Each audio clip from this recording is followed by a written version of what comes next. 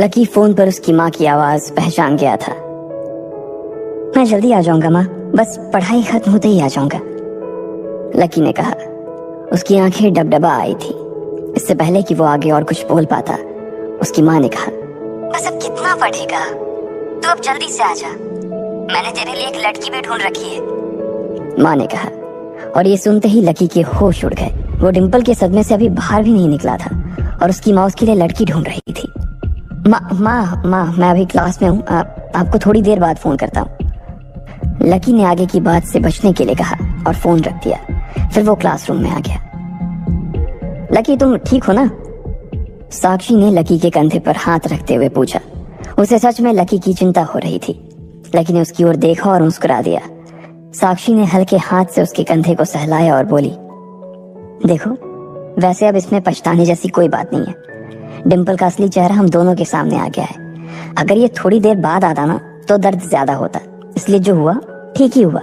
तुम्हें ऐसी लड़की के लिए परेशान नहीं होना चाहिए लकी, कोई जरूरत नहीं है तुम्हें दुखी होने की। लकी ने सिर्फ हाँ में अपना सिर हिलाया और अपनी मुस्कान को और थोड़ा सा बड़ा कर लिया। साक्षी के उसके कंधे पर हाथ रखने की वजह से लकी को अच्छा महसूस हो रहा था। कम से कम उसके आसपास कोई तो था जिस पर वो विश्वास कर सकता था। हाँ यार तू चिंता मत कर, तुझे इस डिंपल से भी अच्छी लड़की मिलेगी, देख लेना, प्रीतम ने दूसरी तरफ से उसके कंधे को थपथपाते हुए कहा। लकी को अब सचमुच काफी अच्छा लग रहा था। अच्छा चलो, आज हम तुम्हारे आजाद होने का ना जश्न मनाते हैं। मैं अपनी तरफ से तुम्हें ट्रीट दूंगी। कॉलेज के बाहर कहीं चलें? कैंटीन का खा खा करना मैं बोर हो गई हूँ, साक्षी ने कहा। हाँ यार कैंटीन से तो मैं भी बोर हो गया हूँ, प्रीतम ने कहा। साक्षी ने उसे घूर कर देखा और बोली, अबे तुम्हें कौन ले जा रहा है? ये सुनते ही प्रीतम को झटका सा लग गया। वो जानता था कि साक्षी बहुत ही साफ और सपाट बात करने वाली लड़की थी, लेकिन एक दिन वो उसकी इसी साफगोई का शिकार हो जाएगा, उसे अंदाजा नहीं था। नहीं मैं तो खुद भी नहीं जा रहा था यार, मुझे तो निम्मी से मिलने के लिए जाना था। मैं तो बस बता रहा था कि मैं भी बोर हो गया हूँ कैंटीन का खा खा कर, प्रीतम ने अपनी ओर से सफाई देते हुए कहा। हाँ लेकिन ट्रीट तुम मुझे नहीं, मैं तुम्हें दूंगा, पर आज नहीं किसी और दिन। और इस बार हम उस चमन पाव भाजी वाले के पास नहीं जाएंगे, उससे थोड़ी दूरी पर सामने वाली लेन में जो रेस्टोरेंट है ना, सन एंड मून, वहां चलकर खाना खाएंगे, लकी ने कहा और अपनी जगह से खड़ा हो गया। साक्षी ने जब उसके मुंह से सन एंड मून का नाम सुना तो उसके कान खड़े हो गए। उसे उम्मीद नहीं थी कि लकी को डिंपल के जाने के बाद इतना बड़ा झटका लगेगा। जितना पैसा लकी 10 दिन में कमाता था, साक्षी ने सुना था कि सन एंड मून में उतना पैसा सिर्फ एक बार में ही पूरा हो जाता था। उसे विश्वास नहीं हो रहा था कि लकी इतना बड़ा कदम उठा लेगा। वो झिझक कर हंस पड़ी और बोली, हाँ ठीक है, मतलब ठीक है, मैं इंतजार करूंगी। वैसे तुम्हें एक बात बताऊं लकी, मैं ना अभी तक सन एंड मून के अंदर गई नहीं हूँ। साक्षी के चेहरे पर हल्की सी शर्म आ गई थी। साक्षी को लगा कि लकी ने सिर्फ जज्बात में बहकर यह बात बोल दी थी कि वो उसे सन एंड मून में ट्रीट देने वाला था, लेकिन उसे मालूम नहीं था कि वो साक्षी को जिंदगी भर भी अगर वहां खिलाता तो भी उसकी जायदाद पर कोई असर नहीं होने वाला था।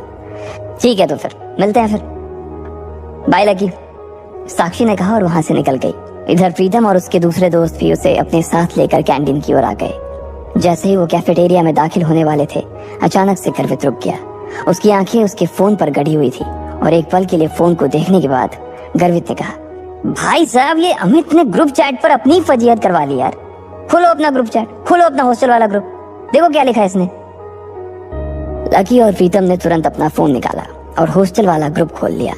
हालांकि लकी ने हॉस्टल छोड़ दिया था और सिर्फ डिंपल की वजह से वो एक छोटे से कमरे में रहने के लिए आ गया था, फिर भी उसने हॉस्टल का ग्रुप नहीं छोड़ा था और न ही प्रीतम और गर्वित उसे ग्रुप छोड़ने देना चाहते थे। गर्वित की बात सुनते ही तुरंत लकी और प्रीतम ने अपनी जेब से फोन निकाला और देखा। अरे बाप रे, कितना बड़ा गधा है ये, लकी ने उन दोनों से कहा।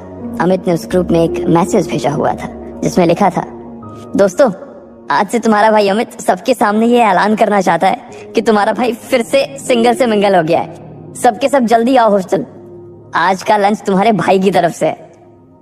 चलो अच्छा है, किसी को तो लड़की मिली, वैसे भी इसका अकेलापन झेला नहीं जा रहा था, लकी ने कहा। चलो चलो हॉस्टल चलते हैं, साले की आज जमकर खींचेंगे, प्रीतम ने कहा। गर्वित और प्रीतम तो आगे बढ़ गए, लेकिन लकी वहीं रुक गया था। वो उनके साथ आने में थोड़ा सा झिझक रहा था। अबे क्या हुआ, तू क्यों रुक गया, भूख नहीं लगी है, गर्वित ने पूछा। लगी है यार, पर तुम लोग जाओ, मैं यहीं कुछ खा लूंगा। लकी ने अपनी नजर बचाते हुए जवाब दिया। अरे अब यहाँ किसके साथ खाएगा? तेरे साथ खाने वाली तो अभी किसी और के साथ खा रही है, इसलिए चलना भाई, हमारे साथ खा लेना। वैसे भी अमित ने पूरे ग्रुप को बुलाया है और पूरे ग्रुप में तू भी तो आता है। प्रीतम ने कहा। हाँ, पर लकी के पास इससे आगे कहने को कुछ नहीं बचा था। उसका मन तो उन दोनों के साथ जाने का बहुत कर रहा था, पर वो फिर से हॉस्टल नहीं जाना चाहता था। अब वो हॉस्टल का हिस्सा नहीं रह गया था, इसलिए उसे लग रहा था कि वहाँ खाना ठीक नहीं था। भाई मुझे मालूम है तू क्या सोच रहा है, लेकिन तुझे मालूम है कि हम क्या सोच रहे हैं? गर्वित ने कहा। क्या सोच रहे? लकी ने उत्साह में पूछा। प्रीतम और गर्वित दोनों मुस्कुराने लगे और लकी को देखकर बोले, आज के आज ही हम तेरा कमरा खाली कर देंगे। गर्वित ने कहा। क्यों क्यों खाली कर दोगे? लकी ने पूछा। क्योंकि तू फिर से हमारे साथ रहने के लिए आने वाला है साले। प्रीतम ने खुशी से उसके कंधे पर हाथ रखा और उसे खींचकर अपने साथ लाने लगा। लकी ये बात सुनकर खुश हो गया था। उसे लग रहा था कि डिंपल के जाने के बाद उस कमरे में वो अकेला हो जाएगा, लेकिन जब उसके ये दोस्त जिंदा थे तब तक वो उसे अकेले नहीं छोड़ने वाले थे। थैंक्स यार, तुम लोग हो तो मैं। इसके आगे लकी कुछ कह नहीं पा रहा था, लेकिन उसकी आंखों में दोस्तों के लिए प्यार साफ नजर आ रहा था। थोड़ी देर बाद जब वो तीनों हॉस्टल पहुंचे तो उन्होंने देखा कि एक लड़का और एक लड़की एक साथ एक पलंग पर हाथ पकड़कर बैठे हुए हैं। अरे अरे तुम लोग वापस आ गए? अमित ने चौंकते हुए लड़की का हाथ छोड़ा और तीनों को देखने लगा। अमित का कद हॉस्टल के बाकी लड़कों से लंबा था। उसका शरीर दुबला और सुडौल था। वो खेल कूद में बहुत अच्छा था। बेबी ये मेरे दोस्त हैं। दोस्तों ये मेरी बेबी, मेरा मतलब है मेरी गर्लफ्रेंड है रोशनी, म्यूजिक सीख रही है। अमित ने कहा और रोशनी ने सबको हाई किया। फिर अमित बोला, रोशनी ये मेरे रूममेट्स हैं, गर्वित, प्रीतम और लकी। लकी अब हमारे साथ नहीं रहता, लेकिन हमारे दिल में अभी भी जिंदा है लकी, है ना लकी? अमित ने थोड़े मजाकिया अंदाज में कहा। हाँ अमित भाई, पहले नहीं रहते थे, लेकिन अब भाई साहब हमारे साथ फिर से रहने के लिए आ रहे हैं, इसलिए आपने इनके बिस्तर पर जो वे प्रोटीन के डब्बे जमा रखे हैं ना, उन्हें जरा हटा लीजिए। गर्वित ने कहा। ये सुनते ही अमित का चेहरा खुशी से खिल गया। वो चाहता तो यही था कि लकी, जो कि उन सबकी जान था, वापस आ जाए, लेकिन वो ऐसे अचानक से वापस क्यों आ रहा था इस बात का उसे अंदाजा नहीं था। इसलिए उसने पूछा, पर क्या हुआ भाई, लैंडलॉर्ड से लड़ाई वड़ाई हो गई क्या? नहीं यार, ऐसा कुछ नहीं है, लकी ने धीमी आवाज में कहा। प्रीतम समझ गया था कि लकी को आगे की बात करने में शर्म आ रही थी, इसलिए इससे पहले कि अमित आगे कुछ बोलता, प्रीतम ने उसका बचाव करते हुए कहा, अरे भाई लाइफ है, कभी धूप कभी छांव, चलता रहता है, तू ज्यादा सवाल मत कर यार, पलंग खाली कर यार जल्दी। प्रीतम ने कहा और रोशनी की ओर इशारा कर दिया। अमित समझ गया था कि वो उसके सामने इस बारे में कुछ बात नहीं करना चाहता था। अमित ने भी कुछ नहीं कहा और उन पांचों के बीच एक खामोशी छा गई। अमित ने उस चुप्पी को तोड़ते हुए कहा, चलो तो फिर आज रॉबिस कैफे पर खाना खाने के लिए चलते हैं। रोशनी की रूममेट भी आने वाली है, तुम्हें और किसी को बुलाना है? लकी तो डिंपल को बुला देना, वो भी आ जाएगी। अमित ने जैसे ही ये कहा, गर्वित और प्रीतम उसे गुस्से से देखने लगे। प्रीतम ने तो अपना सिर ही पकड़ लिया था। अमित की मोटी बुद्धि में उसके छोटे छोटे इशारे कभी नहीं घुस सकते थे। ये बात वो अच्छी तरह से समझ गया था। इधर लकी और डिंपल के बारे में सिर्फ उन तीनों को ही नहीं, बल्कि पूरे हॉस्टल को पता था। अमित को यह बात मालूम थी कि लकी डिंपल को कभी किसी अच्छी जगह खाने पर नहीं ले जा पाता था, इसलिए उसने सोचा कि उसको ये मौका भी वो अपनी तरफ से ही दे दे। अब इससे पहले कि प्रीतम लकी की घाव को ढकने की कोशिश करता, उसने खुद ही उसे कुरेदते हुए कहा, अमित मैं और डिंपल अब साथ नहीं है यार। तुम और डिंपल साथ नहीं हो मतलब? ये कब हुआ यार, और कैसे? अमित ने लकी से पूछा। उसका मुंह सवाल पूछने के बाद भी खुला का खुला ही रह गया था। अब जो हो गया सो हो गया ना यार, सब आज ही जानना है क्या तेरे को? गर्वित ने उसे फटकारते हुए कहा। अमित समझ गया था कि इस बारे में बात करने के लिए सही मौका नहीं था। अमित हमें निकलना चाहिए यार, मेरी रूममेट्स का मैसेज आया है कि वो लोग निकल चुकी हैं। वो लोग पहले से ही बहुत भूखी हैं और अगर हमने उन्हें वेट कराया ना तो वो मुझे ग्रिल करेंगी यार। रोशनी ने कहा। हाँ अब ऐसा है तो प्रीतम जी, गर्वित जी और लकी जी, आप अपने अपने कपड़े बदलो। प्रीतम तू लकी को कुछ बढ़िया से दे देना यार, और प्लीज सब लोग जल्दी तैयार हो जाओ, हम लोग बाहर इंतजार कर रहे हैं, अमित ने कहा और रोशनी का हाथ थाम कर बाहर आ गया। इधर प्रीतम ने कमरे का दरवाजा बंद कर लिया था। अमित और रोशनी कमरे के बाहर थे, जहां अमित बार बार कमरे के दरवाजे की ओर देख रहा था। वही रोशनी अपने हाथ बांधे और मुंह फुलाए बरामदे के उस पार देख रही थी। जब अमित की नजर रोशनी पर पड़ी तो वो समझ गया कि कोई तो बात थी। जिस तरह से वो हाथ बांध कर खड़ी थी, उससे साफ समझ आ रहा था कि रोशनी को किसी बात पर तो गुस्सा आ रहा था। क्या हुआ बेबी, कुछ हुआ है क्या? अमित ने पूछा। नहीं कुछ नहीं यार, बस ऐसे ही। रोशनी ने कहा और अपना चेहरा दूसरी ओर घुमा लिया। बोलो ना बेबी, क्या हुआ? मेरी कोई बात बुरी लग गई क्या आपको? अमित ने फिर से पूछा।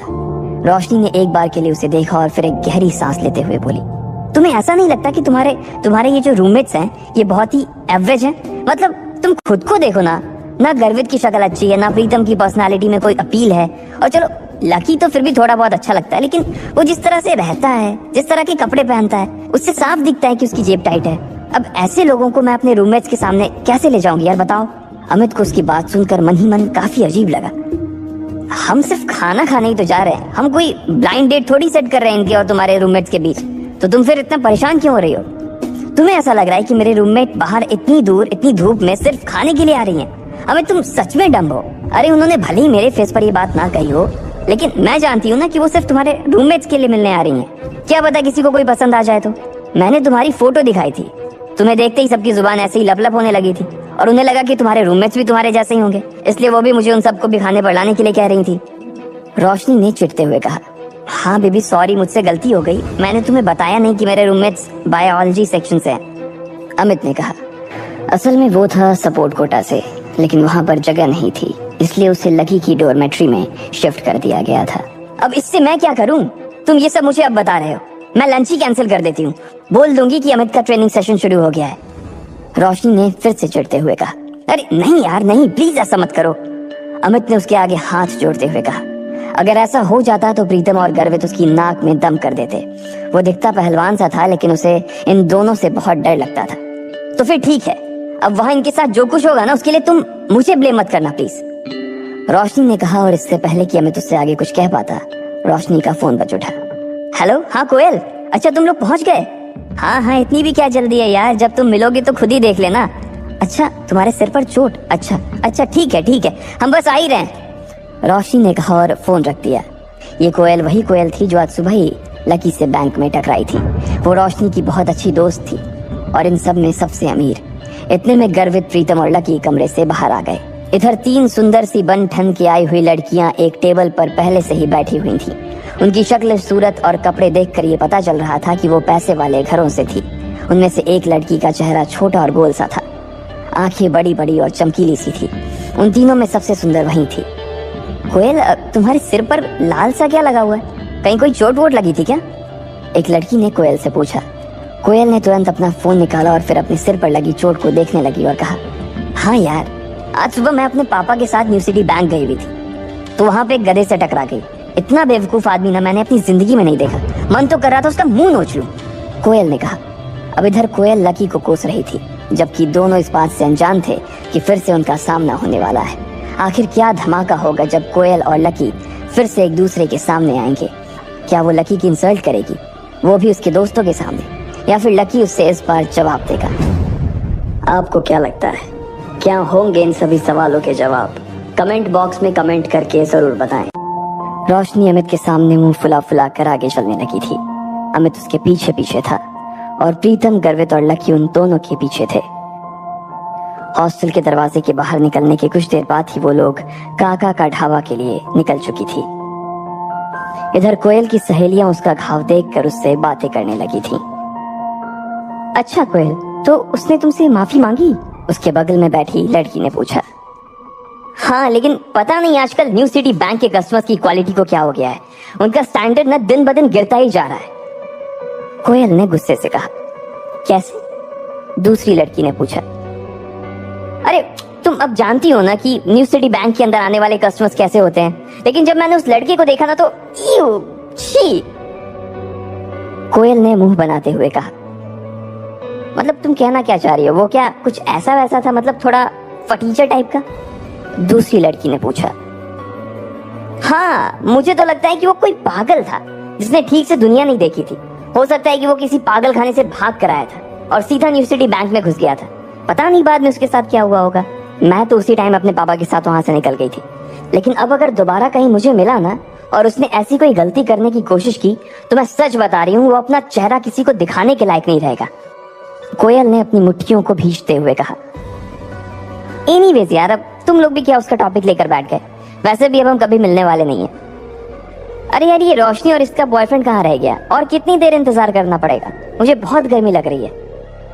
कोयल ने कहा, वैसे मुझे तो रोशनी का बॉयफ्रेंड ना बहुत अच्छा लगा यार। वो स्मार्ट है, उसके पास हाइट है और वो पतला भी है। मुझे ऐसे लड़के ना जाने क्यों बहुत अच्छे लगते हैं। अगर अमित के जैसा उसका कोई रूममेट निकला ना तो मैं पहले ही बता दे रही हूँ कि वो मेरा रहेगा, सिर्फ मेरा। मानसी ने हंसते हुए कहा। जब से उसने अमित को देखा था तब से उसे रोशनी से जलन होने लगी थी। ओहो, देखो तो दीदी को कैसी जीभ लपलपा रही है। मैंने सुना है अमित स्पोर्ट्स कोटे से है, इसलिए मुझे लगता है कि वो और उसके दोस्त भी एक जैसे होंगे। अब देखते हैं किसको कौन पसंद आता है, दिशा ने कहा और दरवाजे के बाहर देखने लगी। तब तक वो लोग अंदर नहीं पहुंचे थे। जब तक वो लोग अंदर आते तब तक कोयल उन्हें अपने नए मोबाइल के फीचर्स दिखा रही थी। तीनों लड़कियों ने उसमें ढेर सारी सेल्फी ली और फिर जब वो आखिर में वेटर को बुलाकर उससे ग्रुप फोटो खिंचवाने ही वाली थी कि तभी रोशनी, अमित, प्रीतम, गर्वित और लकी अंदर आ चुके थे। इससे पहले कि लकी पूरा अंदर घुस पाता, उसने प्रीतम से कहा, तुम लोग जाओ, मैं जरा वॉशरूम से होकर आता हूँ। उसे याद आया कि उसकी पैंट पर कीचड़ लगा हुआ था, इसलिए वो उसे साफ करने के लिए वॉशरूम चला गया। इधर प्रीतम, गर्वित ने जैसे ही कोयल, दिशा और मानसी को देखा, उन दोनों की आंखें फटी की फटी रह गई। गर्वित की तो चाल ही धीमी हो गई थी और प्रीतम ने अपनी कांपती आंखों को छुपाने के लिए ऊपर चश्मा पहन लिया था। अरे कोयल, दिशा, मानसी, किस बारे में बात हो रही है भाई? पता है तुम्हारे हंसने की आवाजें बाहर तक आ रही हैं। इतना कितना जोर से खिलखिला रही थी कि पूरा ढाबा ही गूंज रहा था। रोशनी का मन उन तीनों को देखते ही मस्त हो गया था। रोशनी की बात सुनते ही उन तीनों ने रोशनी की तरफ देखा। उसके पीछे ही अमित खड़ा था और अमित के पीछे गर्वित और प्रीतम खड़े थे। जैसे ही उन लड़कियों की नजर गर्वित और प्रीतम पर पड़ी, उनकी जैसी तो बत्ती सी ही गिर गई। उनका चेहरा लटक गया था और वो तीनों ठगा सा महसूस करने लगी। उन्हें जैसी उम्मीद थी वो दोनों लड़के दूर दूर तक उसके आसपास भी नहीं थे और इसी वजह से एक ही पल में निराशा ने उनके मन को घेर लिया था। उन दोनों को सिर्फ एक बार ही देखने के बाद उन तीनों ने ऐसी नजर फेरी थी कि दोबारा देखने की हिम्मत नहीं की। उनकी ऐसी शक्ल देखकर रोशनी का चेहरा बुझ गया था। वो समझ गई थी कि क्या माजरा था। उसे तो पहले ही पता था कि ये होने वाला था और इसके लिए अमित को उसने वार्निंग भी दी थी, लेकिन वो माना नहीं। अपनी सहेलियों की बुझी हुई शक्ल देखने के बाद रोशनी ने अमित को गुस्से से घूर कर देखा। अमित के पास सिवाय मुस्कुराने की और कोई चारा नहीं था, लेकिन आज पहली बार उसे भी अपने दोस्तों पर शर्म आ रही है। चलो चलो बैठते हैं। अमित ने सिचुएशन को थोड़ा सा नॉर्मल करने के लिए कहा और आगे बोला, प्रीतम तुम दिशा के बगल में बैठ जाओ और गर्वित तुम मानसी के पास आ जाओ।